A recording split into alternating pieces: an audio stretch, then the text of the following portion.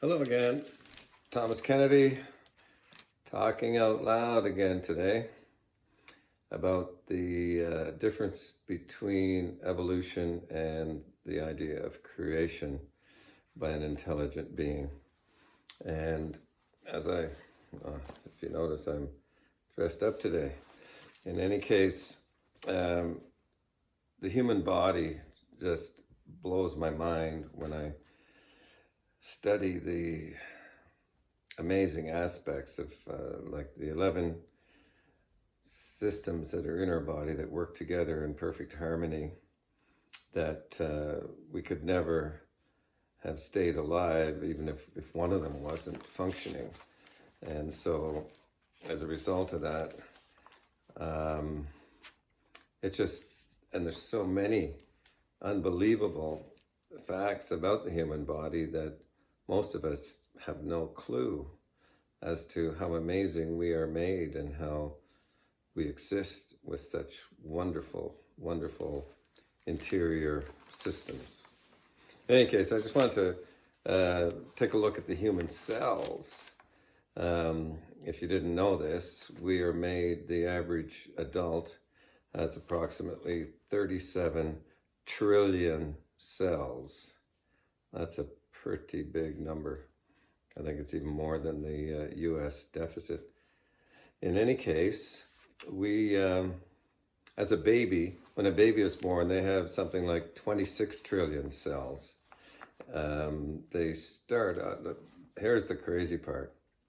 The baby starts off in its mother's womb when that egg is fertilized by the father's sperm.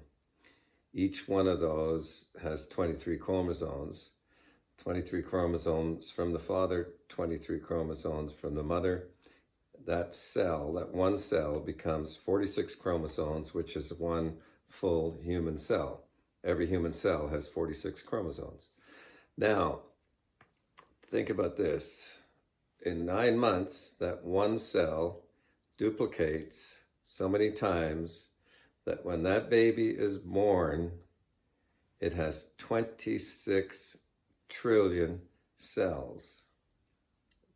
That blows my mind. But you know what that is? If you break it down, if you divide the 9 months down into seconds, that cell, on average, over the 9 months, duplicates over 1 million cells per second. Can you imagine that? And even as adults, our cells are duplicating regularly, probably around the same speed. Our cells duplicate about 1 million per second. Blows me away. And that could not happen by accident, as evolution tries to claim. Some of the things about the human cell are just so mind-boggling. A single human cell is like a city. And remember, there's 37 trillion of them in your body. And each one is like a city. The nucleus is like the city hall. The ribosome are like factories. Well, they are factories. The mitochondria is the power plant. The Golgi body is the post office. You can look up all these features online if you're on YouTube or anywhere else if you want to look into it. The cell membrane is like the city police. They keep all the bad stuff out.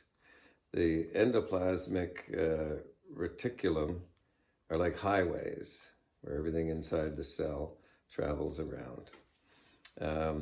The lysosome are like recycling factories.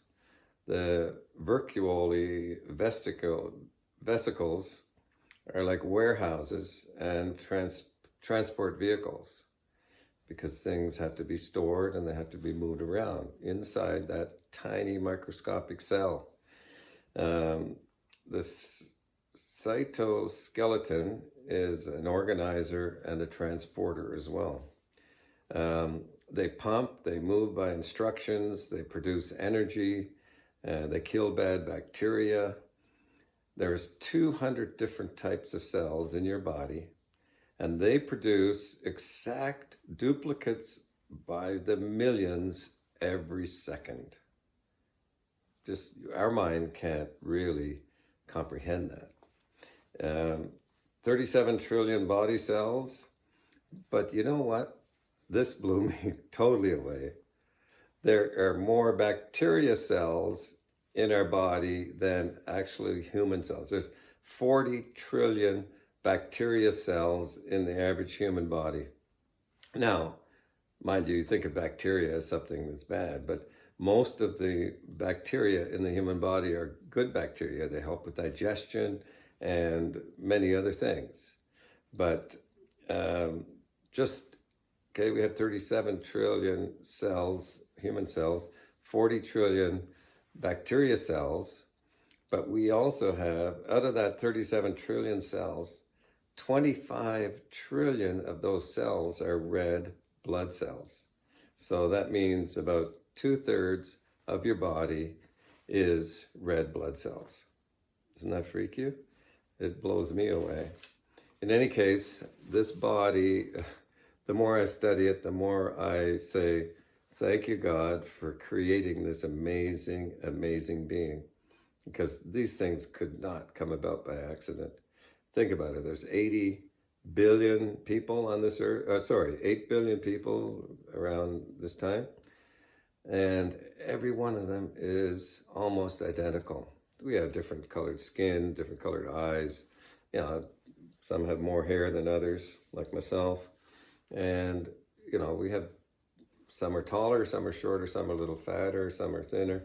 But we essentially have all the same functional factors in us, times 8 billion, and we live 80, 90, 100 years, and these functions just go on so natural, we don't even pay attention to them until we get sick or something happens where we get hurt. That part of our body becomes very special to us as we protect it and try to get it back to normal. Which is the funny thing about us as humans.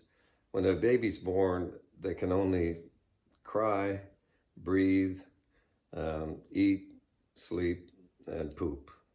That's pretty well it. They can scramble around a little bit, but by the time they're 1 year old, they've learned to crawl around, move around, stand up, even start walking and saying a few words and interpreting their world around them with such amazing brain power that it boggles your mind.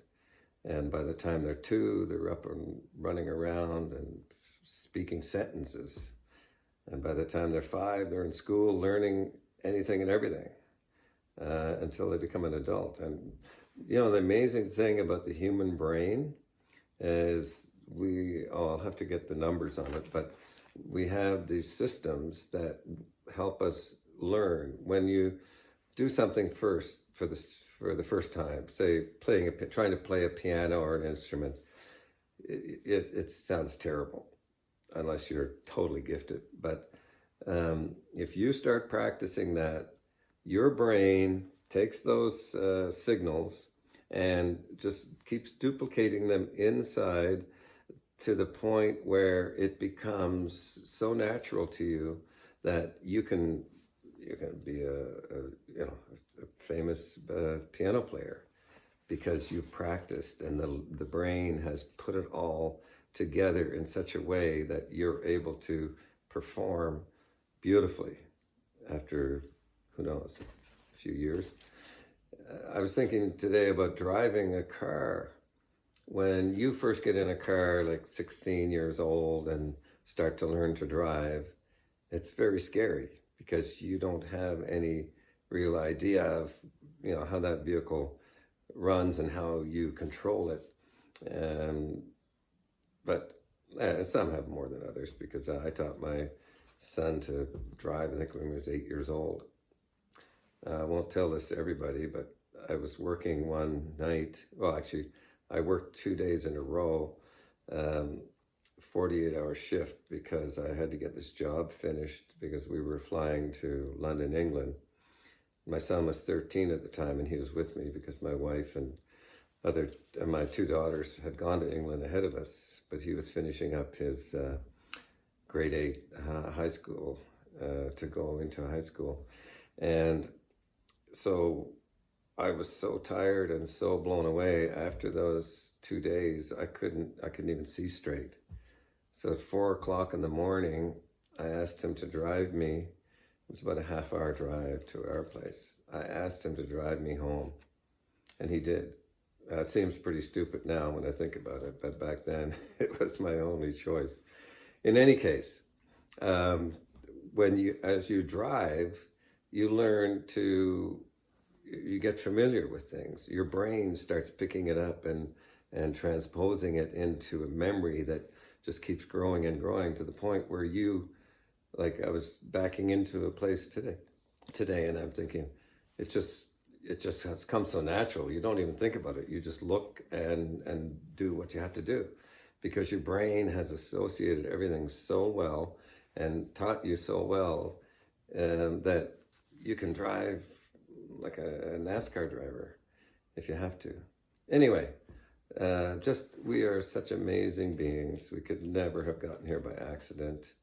And if that's ever been taught to you, which most school students today are only taught evolution, the idea of creation is not allowed in the schools. Something wrong with that. In any case, if you've ever wondered and really wanted to know how you got here, you were created by a loving God who created you to be such an amazing being that he loves you dearly, and he wants you to discover him so that you can fulfill the reasons that he put you here on this earth, because he has wonderful plans and purposes for every one of us.